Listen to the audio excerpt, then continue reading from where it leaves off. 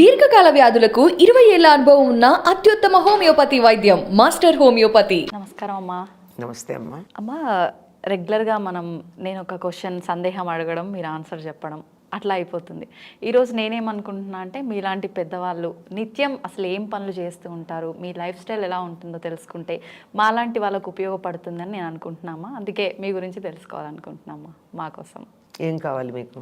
అసలు మీరు నిత్యం అంటే లేవటం దగ్గర నుంచి దినచర్య అన్నదమ్మా సందర్భాన్ని బట్టి మారుతుంది. చదువుకునే రోజుల్లో ఒకలా ఉంటుంది, బాధ్యతలు లేవుగా. అవును. అందులోనూ పరీక్షల రోజుల్లో వేరేలా ఉంటుంది, సెలవుల్లో వేరేలాగా ఉంటుంది, పెళ్ళయి పిల్లలు బాధ్యత వచ్చినప్పుడు వేరేలాగా ఉంటుంది, బాధ్యతలు తీరాక వేరేలాగా ఉంటుంది. అంతే కదా. అంతే. ఇప్పుడు నాకు పెద్ద బాధ్యతలు లేవు గనక ఇంకా దీంట్లో పెద్ద మార్పు ఉంటుందని నేను అనుకోను. ఇంకా మారడానికి అవకాశం కూడా లేదు. అది ఇప్పుడున్న దినచర్య అంటే 4:30 ఆ ప్రాంతాల్లో వేస్తానమ్మా. ఓకే. అంతకుముందు చేయలేదు ఆ పని. ఎందుకంటే చంటి పిల్లలు, ఇంట్లో చూసుకోవాల్సిన వాళ్ళు, రాయాల్సినవి, చదవాల్సినవి, రేపు కాలేజీలో సబ్మిట్ చేయాల్సినవి, ఇలాంటివి చాలా ఉండేవి. అవన్నీ రాత్రి 1 గంట దాకా చూసుకున్నాక 4:30కి లేవడం అన్నది ఇక మళ్ళీ వెళ్ళి క్లాస్లో పాఠం చెప్పే బదులు ఆవలించాల్సి ఉంటుంది. అందువల్ల ఇప్పుడు అలాంటివి ఏమీ లేవు గనక 4:30కి లేస్తాను. ఓకే. 5 గంటలకల్లా నాకు ఆన్లైన్ క్లాస్ మొదలవుతుందమ్మా. నేనేం చెప్పను, వింటాను. ఎందుకంటే సాయంకాలం నేను నేర్పించినటువంటి లలితా సహస్రనామం ఏదైతే ఉందో, లలితా రహస్యనామ సహస్రం, దాన్ని అందరూ అదొక ఫ్యాషన్గా, ఒక మోజుగా, ఒక స్టైల్గా మేము కూడా లలిత చేస్తున్నామని చెప్పడం కోసం చదువుతున్నారు. కానీ కనీసం ఒక 25-30 సార్లు ఒక పారాయణలో అమ్మవారిని తిడతారు, పొరపాట్లు చదువు. కొన్ని తప్పులు పర్వాలేదు, కానీ కొన్ని తప్పులు అయితే భయంకరమైన దోషాలు ఉన్నాయి. అందుకని అవన్నీ సరిచేస్తూ నేను నేర్పించాను.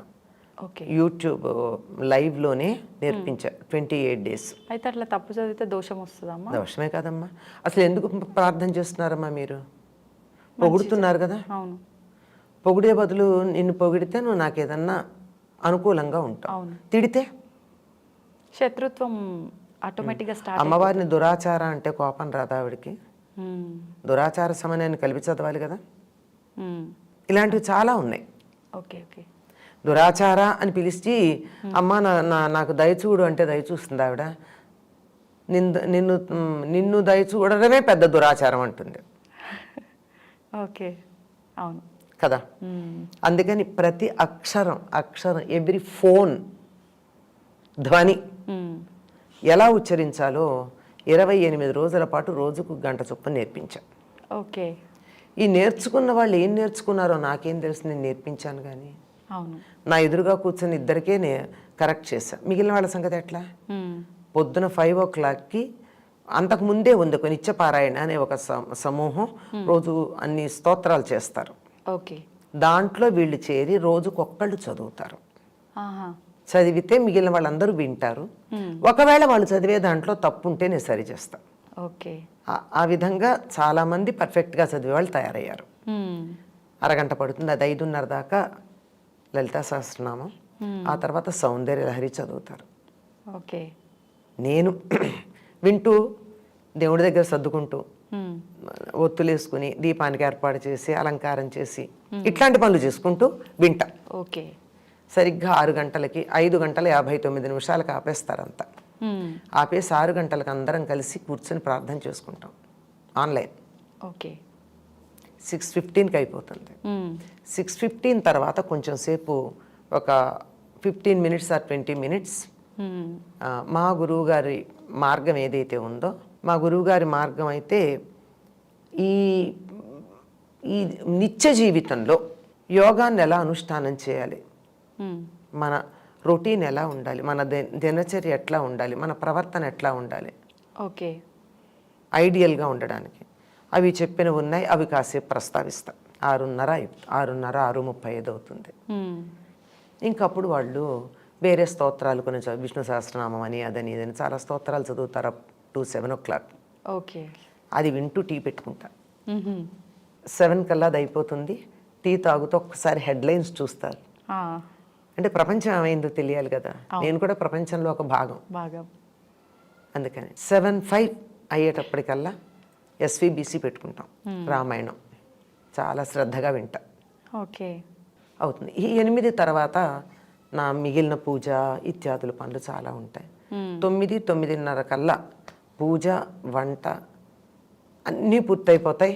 బయటికి ఏదన్నా వెళ్ళాలంటే 9:30కు భోజనం చేసేస్తా, లేదంటే కొంచెం సేపు ఆగి ఈ కాసేపట్లో నా మొక్కలను ఒకసారి పలకరించుకుని దానికి ఏమన్నా సంస్కరించాల్సి ఉంటే సంస్కరించి వాటికి సేవ చేయాల్సింది ఏమన్నా ఉంటే చేసుకుని 10-10:30 లోపల నాకు భోజనం. అంటే కొంచెం వేరియేషన్ ఇక్కడే నాకు. బయటికి వెళ్ళాలా ఇంట్లో ఉంటానా దాన్ని బట్టి 10:30 కల్లా నా పని అయిపోతుంది. 10:30 నుంచి 4 గంటల దాకా ఫ్రీ. అంటే బయట చదువుకోవడం రాయడం, నేను ఆర్టికల్స్ రాసుకుంటాను కదా, అవి రాసుకోవడం కానీ మాట్లాడడం కానీ లేదా వేరే పనులు ఎన్నో చాలా ఉంటాయి కదా, ఇవన్నీ చేసుకుని 4:30 కల్లా మళ్ళీ నేను జూమ్లో కూర్చుంటాను, రామాయణం చెప్తా. 4:30 నుంచి 5:15 కదా, 40 నిమిషాలు ఫ్రీ జూమ్. నేనేం పే చేయలేదు, ఫ్రీ జూమే వాడుకుంటా. ఓకే. 40 నిమిషాలే కదా. 4:30 to 5:10. ఎప్పుడన్నా మళ్ళీ రీజాయిన్ అయ్యి ఇంకో 10 నిమిషాలు అంతే అయిపోయి మళ్ళీ కాస్త టీ తాగి 6 to 6:15 మా ప్రేయర్. ఓకే. అయ్యాక 6:30కి మళ్ళీ కూర్చుని కొంతకాలం సౌందర్యలహరి చెప్పాను, కొంతకాలం లలితా సహస్రనామం నేర్పించాను. ప్రస్తుతం కొంచెం ఇర్రెగ్యులర్గా ఉంది, ఎందుకంటే మా ఇల్లు ఇబ్బంది 4 రోడ్ల కూడల్లో ఉంటుంది, కార్నర్లో. ఈ ఊరేగింపులు అవి మాకు చాలా డిస్టర్బెన్స్, అస్సలు అవ్వట్లేదు నా పని. ఇక మళ్ళీ మొదలు పెట్టుకుని ఇంకా అయిపోయింది కదా, మళ్ళీ మొదలు పెట్టేస్తాను 6:30 కల్లా జూమ్లోనే. ఎంతమంది ఉంటారమ్మా? యాక్చువల్గా రామాయణానికి జాయిన్ అయిన వాళ్ళు 80 మంది, కానీ వాళ్ళు కొంతమంది విదేశాలకు వెళ్ళిపోయారు ఆఫ్టర్ కరోనా తర్వాత కొన్ని రకాలు, తర్వాత జాబ్స్లో జాయిన్ అయిన వాళ్ళు ఉన్నారు. వాళ్ళకి మాత్రం నేను ఒక గ్రూప్ క్రియేట్ చేసి నేను ఇక్కడ వీడియోలో చెప్పేది నా ఫోన్లో ఆడియో చేస్తా, రికార్డెడ్ అమ్మా, ఆడియో రికార్డ్. ఓకే. అందరూ వింటారు. వాళ్ళు ఎక్కడున్నా ఆడియో వినొచ్చు కదా. అవును. లేదా తర్వాత అయినా వినొచ్చు. అవును. జూమ్ అయితే మనకి డైరెక్ట్గా వినడమే వీలవుతుంది. ఈ 6:30 దానికి అవేం చేయను, ఇది ఒక్కటే వాళ్ళకి మేము ఒక ఆఫీసులకి ఇబ్బందిగా ఉంది, అప్పుడు కరోనా టైంలో మాకు ఇబ్బంది లేదు కనుక విన్నాము, ఇప్పుడు మాకు ఎట్లా మాకు రామాయణం మీద మమకారం పోలేదు అంటే అది మందరం చెప్తాను, వాసుదాస్ గారిది, అదెవరు పెద్దగా చెప్పింది కాదు. వాల్మీకి రామాయణానికి యథాతథమైనటువంటి అనువాదం, పద్యాల్లో చాలా అందంగా అనువాదం చేసి మనకి ఎక్కడన్నా అనుమానాలు ఉంటాయని వ్యాఖ్యానం కూడా చేశారు ఆయన. మంచేత అది ఈ 6:30 to 7:30 ఒకదాని తర్వాత ఒకటి రకరకాల క్లాసులు తీసుకుంటూ ఉంటా. ఈ మధ్యకాలంలో చాలా బ్రేక్ అయింది. ఓకే. ఎందుకంటే ఈ గొడవలు కొన్ని, తర్వాత నేను ఏదన్నా ఊళ్ళకి వెళ్ళడం, నేను తిరుగుతూనే ఉంటాను, దానివల్ల అలా వెళ్ళినప్పుడు మాత్రం ఇక్కడ బ్రేక్ అవుతూ ఉంటుంది. ఇక 7:30కి అయిపోతుంది.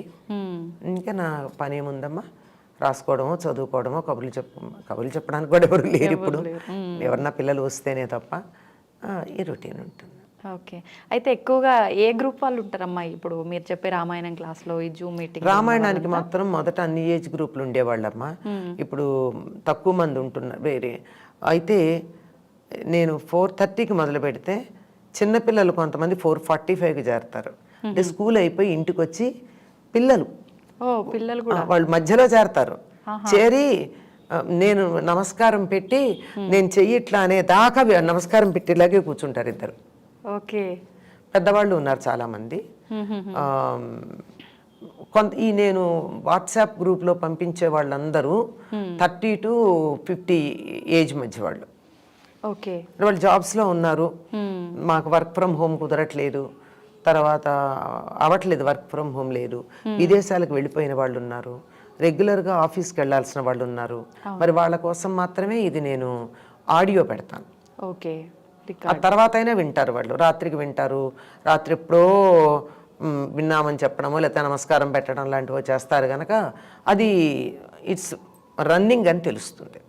ఇది ఈ మధ్యాహ్నమే ఈ 11-4 మధ్యనే ఏదో రాసుకోవడం చదువుకోవడం ఇలాంటి ఎప్పుడన్నా ఇదిగో మీలాంటి వాళ్ళు పిలిస్తే వచ్చి ఇట్లా కాసేపు మాట్లాడడం ఇవన్నీ జరుగుతాయి. ఓకే. కానీ 4:30 to 7:30 నేను ఎవరికి టైం ఇవ్వనమ్మా.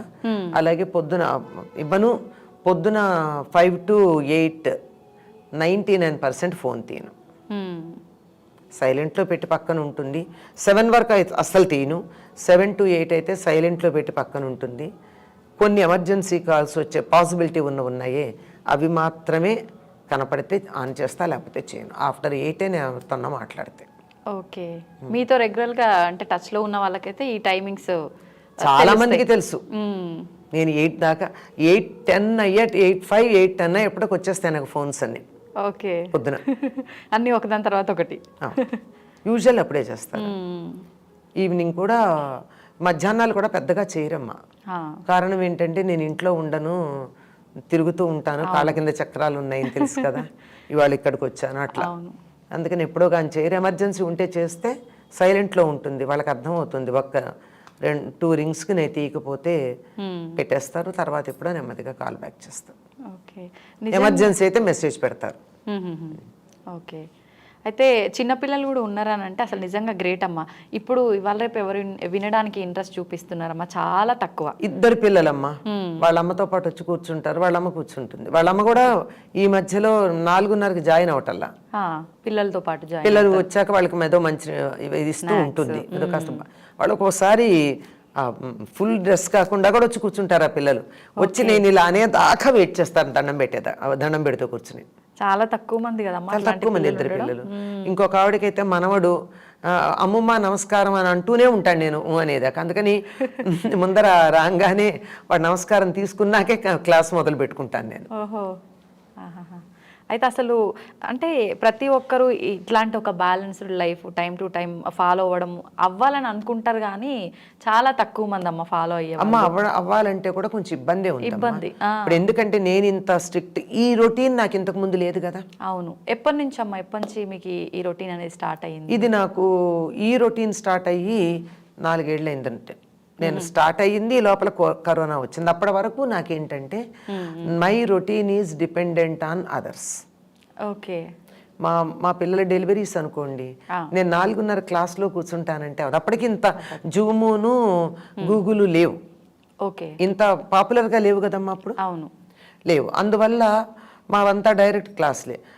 6:30కి మాత్రం తప్పనిసరిగా నేను ఏదో ఒక దేవాలయంలో ప్రవచనం చెప్తూ ఉండేదాన్ని 99%. ఓకే. ఇక మిగిలిన టైం అయితే ఇవి డెలివరీస్ అయినప్పుడు కానీ, బాలింతలను అటెండ్ అయ్యేటప్పుడు కానీ, ఇంట్లో వాళ్ళకు ఒంట్లో బాగుండినప్పుడు కానీ నేను ఈ రొటీన్ ఫాలో అవుతానని వాళ్ళని ఇబ్బంది పెట్టలేను కదమ్మా. అవును. మామూలుగా 10ంటికి ఉండే కాలేజ్ ఎగ్జామినేషన్స్ టైంలో 8:30కి మేము అక్కడ రిపోర్ట్ 8కే ఉండాలి నేను ఇన్ఛార్జిగా ఉన్నప్పుడు. 8 కల్లా కాలేజీలో ఉండాలంటే నేను స్ట్రిక్ట్గా ఇదే చూస్తాను ఇదే చేస్తానంటే కుదరదు కదా. అవును. This is all flexible. Okay. పైగా ఈ వర్కింగ్, ఇంట్లో పిల్లలు, వాళ్ళని అటెండ్ అవ్వాలి, పేషెంట్స్ని అటెండ్ అవ్వాలి అని అన్నప్పుడు ఈ టైం చేస్తాను ఉండదు గనక అందరి పనులు అయ్యాక రాత్రి 9:30 10కి నేను రాసుకోవడం మొదలు పెడితే నేను మ్యాగజైన్స్కి కాలమ్స్, కొన్ని మ్యాగజైన్స్లో నా ఉన్నాయి నా కాలమ్స్. ఓకే. వాటికి వారం కొన్ని నెలలు కొన్ని వారాలకి పంపించాల్సి ఉన్నాయి. వాళ్ళు నా కోసం ఎదురు చూడడం అన్నది ఇట్స్ నాట్ మై డిసిప్లిన్. అందుకని 9 గంటలకో 10ంటికో రాయడం మొదలు పెడితే అందరూ పడుకున్నాక 1 గంట 2 3 కూడా అవుతుంది. అట్లాంటప్పుడు 4:30కి లేవడం అన్నది జరిగే పని కదా. ఐడియల్ 4:30కి లేవడం. ఆ రోజుల్లో అది నాకు ఆదర్శంగా ఉండేది. ఎప్పటికన్నా నేను 4:30కి లేవగలుగుతానా అని. కానీ 2ంటికి 1 గంటకి 12ంటికి పడుకుని 4:30కి లేవడం అన్నది అవదు. అవదు.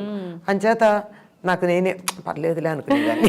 శభాష్ కదా, పర్లేదులే అని నన్ను నేను సముదాయించుకుని 6 గంటలకి ప్రేయర్కి మాత్రం ఎట్టి పరిస్థితులు అందుకుంటా. అది పొద్దున సాయంత్రం అది తప్పదు గనక ఆ టైంకి మాత్రం మిగిలిన అది మనసులో ఉందేమో, మిగిలినవన్నీ దానికి సెట్ అయిపోయినాయి. ఓకే. అంటే మనకు సంకల్పం ఉంటే మిగిలిన దానంతటా ఆటోమేటిక్గా సెట్ అవుతాయి. అది ఒక గమనించండి. ఇది నాకు ప్రధానమని మీరు ఒక విషయం అనుకుంటే మిగిలిన రొటీన్ అంతా దానికి సెట్ అవుతుంది. మనం అనుకోం అంతే. మనకు ఉండాలి ముందా తపన, గట్టి సంకల్పం ఉండాలి. ఆ ఒక్కటి మాత్రమే ఫాలో అయ్యేదాన్ని. మిగిలినవన్నీ ఫ్లెక్సిబుల్. ఓకే. ఎందుకంటే I can't neglect my family, my family members, my duty which is giving me daily bread. I can't neglect, I must do my justice. Super అమ్మా, మీరు నిజంగా అన్ని భలే బాగా బ్యాలెన్స్ చేసుకుంటూ వచ్చిండ్రు. ఏం ఫైనల్ గా మీకు అనిపించింది మీరు ఫాలో అవుతున్నారు. ఇప్పుడు ఎప్పుడు వీలుంటే అప్పుడు ఫాలో అయ్యేదాన్ని, ఇంత రెగ్యులర్గా కాదు. ఇది లేవాలని ఐడియాలు ఉంది. కొంతకాలం అమ్మాయి డెలివరీ వెళ్ళిపోయింది, ఇప్పుడు నాకు నైట్స్ పసిపిల్లాన్ని చూడాల్సిన అవసరం లేదు, అప్పుడు ఫాలో అవుతా. అవును, మళ్ళీ ఈ లోపల ఇంకెవరికో ఏవో ఉంటాయి కదా, ఇవి వచ్చినప్పుడు లేదు. ఇప్పుడు ఇంకా నన్ను వదిలేశారు అందరూ. ఎందుకంటే ఇంతకాలం నిన్ను బాగానే బాధ పెట్టాం మేము మా టైం, నువ్వు చక్కని రొటీన్లో ఉన్నావు గనక we don't want to disturb your routine. Okay, if anything is there, we don't mind helping you, cooperating with you, but we don't want to disturb. నిజంగా మంచి సపోర్ట్ అమ్మా. ఆ సపోర్ట్ ఉంది నాకు. ఏం చెప్తారమ్మా అసలు, అంటే మాలాంటి వాళ్ళకు మీరు? అమ్మా, ఇందాక ఒక మాట అన్నాను కదా, మీరు ఒకటి ప్రయారిటీ అనుకున్నప్పుడు దాని మీద ఫిక్స్ అయితే మిగిలిన రొటీన్ దాంతో సెట్ అవుతుందమ్మా. ఓకే, అంచేత మీకు ఏది ప్రయారిటీ అన్నది ఒకటి పెట్టుకోండి. నాకు ఉదయం సాయంత్రం 6 గంటలకి ప్రేయర్ ప్రయారిటీ అనుకున్నా అది 99% నాకు సాగింది. లిటిల్ వేరియేషన్ అంతే చెప్పండి. అవును, అందువల్ల మిగిలినవన్నీ కూడా నాకు ఫ్యామిలీకి ప్రయారిటీ ఇచ్చుకున్నా, జాబ్కి సెకండ్ ప్రయారిటీ ఇచ్చాను.